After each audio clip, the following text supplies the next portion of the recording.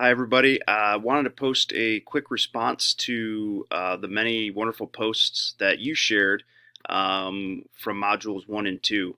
I think you did a wonderful job as a group in synthesizing the pieces that I asked you to synthesize and pulled some really great evidence to support your ideas. So that's fantastic. I would really love to have this group together in person and facilitate some wonderful dialogue. I'm sure it'd be some really, you know, awesome conversation. So, two of the items I pulled out of that, I think you did a great job of bringing the two together and identifying the importance of relationships and challenging each other, colleagues, etc., in discussion, to foster growth.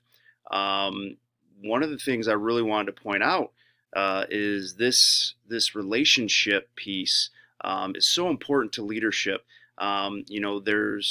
There's been the historical managerial forms of leadership that we've known traditionally for years that were established through really manufacturing processes of efficiency.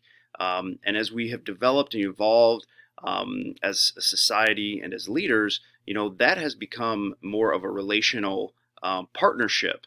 And Joseph Rost, in his text 21st Century Leadership, which I highly, highly suggest, really discusses this and expands upon it, building upon what Bernard Bass and others had established previously in regards to the importance of the relational aspect of leadership. And the way I really view it is a symbiotic relationship. It's a give and take. There's a wonderful dance to it, to be honest with you, in regards to achieving goals collectively. As an organization. So as a leader, I think that is a very important piece, is to remember that symbiotic give and take relationship. There, it's not all about the individual as a leader, but I consider it a leadership experience, particularly in education. I always stress that as an administrator, I may be in my role for, who knows, I could be there for 3 to 5 years, I could be there 20. You just never know. Where a lot of these educators, particularly in my district, for example, when they get into the position, they're probably going to be there on average, 20 plus years.